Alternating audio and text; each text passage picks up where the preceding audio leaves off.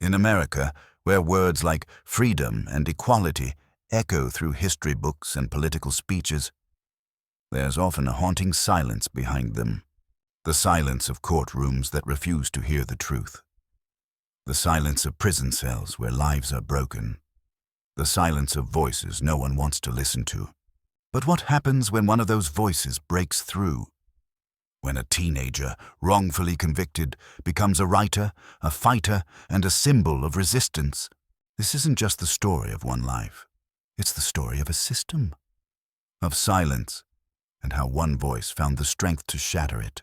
His name is Elijah Moore, and today you're going to hear his truth. Elijah Moore was born in 1990, deep in Chicago's South Side, where sirens sang louder than lullabies, and hope was something you learned to ration. His earliest memories weren't playgrounds or cartoons, but late-night knocks on neighbors' doors, empty refrigerators, and his mother crying quietly behind the bathroom door. His street was lined with broken sidewalks, burned-out streetlights, and families doing their best to survive a system that seemed built to forget them. Elijah's mother, Maria, worked 2 jobs, cleaning offices by day and waiting tables by night. Every dollar she earned stretched further than it should have. His father, James, was taken away when Elijah was just 5. Wrong place, wrong time. Caught in a case of mistaken identity during a convenience store robbery. They called it justice. But to Elijah, it was the day everything broke. School should have been a safe place. Elijah was a bright kid, curious, thoughtful, and sharp with words. He loved to read about the civil rights movement, memorizing speeches by Dr. King and studying the lives of Malcolm X and Angela Davis. But intelligence in a young black boy was too often mistaken for attitude. Teachers dismissed his questions as defiance. When he spoke up, they said he was being disrespectful. He learned to stop raising his hand. By middle school, Elijah had already learned 2 harsh lessons. The world outside expected him to be dangerous, and the system inside expected him to stay quiet. So, he started writing. Late at night, when his mom was asleep and the streets had calmed, he'd open a worn composition notebook and let the words pour out. Sometimes it was poetry, sometimes angry letters he never sent. Other nights it was just scribbles, raw thoughts, unfinished sentences, desperate questions. He didn't know it yet, but those pages would become his survival, his silent rebellion. One day in 8th grade, his English teacher assigned an essay on the American dream. Elijah wrote about his father, about how the dream didn't knock on every door, about how justice wore a blindfold that somehow only slipped when a black boy stood accused. The teacher gave him a D and called his work too political. But when he read it out loud to his mother, she didn't say a word. She just pulled him close, kissed his forehead and said, "Don't let them take your words, baby. That's all some of us got." From that moment on, Elijah knew he wasn't just writing to survive, he was writing to resist. Elijah was 16 the night everything changed. It was autumn, the kind that paints the sky in amber and makes the city feel briefly beautiful. He had stayed late at the library, working on an essay about the 1968 Chicago riots. The walk home was quiet, just the soft crunch of leaves under his sneakers. A few blocks from his apartment, police sirens shattered the stillness. 2 squad cars sped past him, then a third stopped right in front.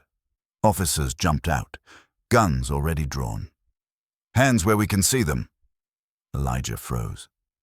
"I didn't do anything," he said, barely above a whisper. But the officers weren't listening. One slammed him against the hood of the car, twisted his arms behind his back, and snapped the cuffs on like he was dangerous. A local store had just been robbed. The suspects were described as black males in hoodies. That's all it took. At the station, Elijah was fingerprinted, photographed, and thrown into a holding cell. No lawyer. No phone call. When he asked for his mother, a white officer laughed. "You think this is some TV show. They questioned him for hours, asked him the same things over and over. Where were you? Who were you with? Why were you walking alone? He told them again and again. He was at the library. There were cameras there, a receipt in his bag. They didn't care. By the time a public defender finally showed up, Elijah had already signed a statement, written by the detectives out of fear and confusion. The lawyer barely looked at the file. "You're a minor," he said. "You'll be out in a few months. Best take a deal." Elijah didn't know what a plea deal meant. He just wanted to go home. The courtroom was cold. Elijah sat in a suit that didn't quite fit, next to a lawyer who didn't remember his name. The prosecution called him a threat to the community. They never mentioned he was a straight-A student or that this was his first arrest. The only eyewitness, a frightened store clerk, said the suspect had dreadlocks. Elijah's hair was cut short. The surveillance footage was grainy and inconclusive. None of it mattered. The jury, 11 white people and 1 black woman, deliberated for less than 2 hours. Guilty. Elijah looked over at his mother. Her hands were clenched, knuckles white, eyes full of disbelief. He was sentenced to 3 years in a juvenile detention center. At 16, Elijah Moore disappeared behind walls built not just of concrete, but of bias, indifference, and silence. The juvenile facility wasn't a place for rehabilitation. It was a warehouse for forgotten boys. Elijah was processed like a product, stripped, searched, assigned a number. His name meant nothing here. He was given a thin mattress, 2 uniforms, and a plastic tray for meals. His first night was sleepless. Screams echoed through the halls, fists pounded on metal doors. Somewhere, someone was crying. In the morning, a guard barked, "This ain't summer camp. Keep your head down, and maybe you'll get out in one piece." Elijah learned quickly. Don't talk too much. Don't make friends too fast. Don't show weakness. Days blurred into weeks. The food was cold. The classrooms were jokes. Fights broke out in the yard almost daily. Elijah kept to himself, but trouble still found him. One afternoon, a bigger kid shoved him during lunch. When Elijah didn't back down, 2 more jumped in. The guards watched, arms crossed, before dragging everyone to solitary. In that windowless box, with no clock, no bed, and just a bucket in the corner, Elijah stayed for 3 days. No books, no pen, no voice, just his thoughts, and the endless drip of a leaking pipe. When he got out, something inside him had changed. He stopped trying to be invisible. Instead, he decided to document everything. Elijah found a broken typewriter in the facility's abandoned library. He asked the counselor if he could use it. To his surprise, she said yes. At night, under dim light, he typed out everything: his arrest, the trial, the violence, the silence. Word spread among the other inmates. Some started sharing their own stories. A kid named Marcus told him about being beaten during intake. Another boy, Jamal, described being locked up for stealing food to feed his baby sister. Elijah became the prison's unofficial scribe. He wrote essays, poems, and open letters to a world that didn't know or didn't care. One day, a volunteer from a youth justice non-profit visited the facility. She read one of Elijah's essays, smuggled it out, and published it anonymously on her organization's blog. It went viral. Suddenly, people on the outside were talking about Elijah Moore, the boy who used his words to break through concrete walls. Her name was Sarah Drake, a public interest attorney in her 30s, sharp-minded and sharp-tongued. She didn't do this work for prestige. She did it because no one else would. When Sarah read Elijah's anonymous essay online, something in her gut twisted. She had seen hundreds of cases of injustice, but this was different. There was fire in his words, clarity, purpose. She tracked the piece back to the facility and filed a formal request to visit him. The first time they met, Elijah didn't say much. He didn't trust lawyers, But Sarah didn't talk like the others. She listened, really listened. And when she finally spoke, it wasn't in legal terms. "What happened to you was wrong," she said. "And if you're ready to fight, we can fight together." Sarah dug into his case like a surgeon. The arrest report? Sloppy. Witness ID? Contradictory. Public defender? Didn't even file a motion to review security footage. She filed appeal after appeal, motion after motion. She reached out to Innocence Projects, college law programs, and investigative journalists. Meanwhile, Elijah kept writing. Only now his words were being published under his name. He wrote about youth incarceration, about race and punishment, about how the justice system treats poverty like a crime. One article was picked up by a national magazine. Then came a podcast interview. Then an op-ed in the Chicago Tribune. His voice was no longer contained by prison walls. Sarah called him one afternoon, her voice shaking. "The appellate court wants a hearing. We have a real shot." The hearing took place 2 years after Elijah's conviction. He walked into the courtroom in a pressed shirt and shackles. This time he stood taller. Sarah presented new evidence. The store clerk had recanted their testimony. The security footage timestamp cleared his alibi, and the detectives who interrogated him had previously been disciplined for misconduct. The judge listened. The prosecution squirmed. 3 weeks later, the court vacated his conviction. Elijah Moore was free. Outside the courthouse, Sarah stood beside him as reporters crowded in. One of them asked, "Elijah, what are you going to do now?" He paused, looked at the cameras. "I'm going to make sure they hear the rest of our stories," he said. And he meant it. Freedom wasn't what Elijah expected. On paper, he was a free man. The record cleared, the sentence overturned. But in the real world, the bars followed him. Employers Googled his name and raised eyebrows. Landlords said, "Sorry, the unit's no longer available." Even some friends from the neighborhood didn't know what to say around him anymore.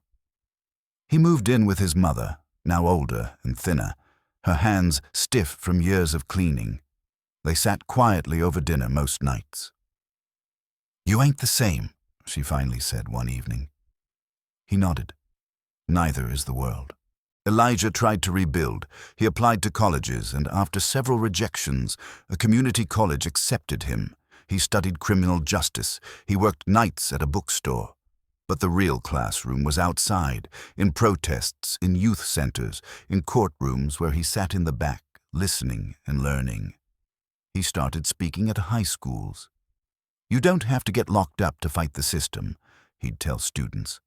He helped start a mentorship program for kids coming out of juvenile detention. Some of them were younger than he had been, and everywhere he went, he carried a notebook, still writing, always writing. But some nights, the dreams came back. Cold floors, screaming voices, the sound of a lock clicking shut. Freedom had a cost. Years passed. Elijah published a memoir titled Chains of Silence. It became required reading in college courses across the country. He was invited to speak at conferences, to sit on panels with lawyers and lawmakers. Some praised him, some used him as a token. But Elijah didn't care about their approval. He cared about the letters from kids in prison. "Your book gave me hope," one wrote. "They tried to break me, but I read your words and I remembered who I am." That's what kept him going. Not fame, not forgiveness, just the knowledge that his voice had become something no one could ignore anymore. Elijah never called himself a hero. He didn't wear suits often, didn't like microphones. But when he spoke, people listened. He spent the next decade doing what he knew best, telling stories others tried to bury. He helped free 5 wrongfully convicted teens by connecting them with lawyers and media attention. He sat with grieving mothers who had lost sons to police bullets. He taught writing workshops inside prisons, where boys wrote poems instead of fighting. One day, a teenager named Malik asked him, "Do you think words really change anything?" Elijah smiled. Words saved my life. Elijah grew older, but the fire never left his voice. He spoke in city halls, in jails, on street corners. Sometimes to crowds of hundreds, sometimes to just one kid with headphones on.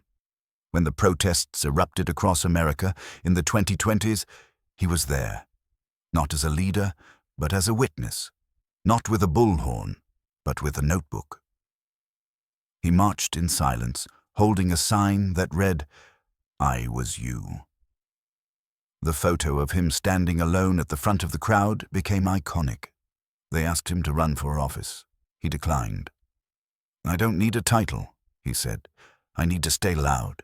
In his final interview, Elijah was asked what he wanted his legacy to be.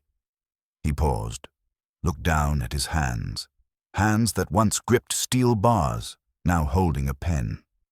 "I want kids to know their words matter," he said, "even if the world tells them to be quiet." Especially then. After his passing, people gathered from across the country for a memorial in Chicago. Former inmates, teachers, lawyers, students, mothers. They read his essays aloud. They played his speeches through loudspeakers on the street where he was arrested. Someone spray-painted a mural across a brick wall. His voice broke chains. And so, Elijah Moore became more than a name. He became an echo, carried by every young voice that refuses to be silenced.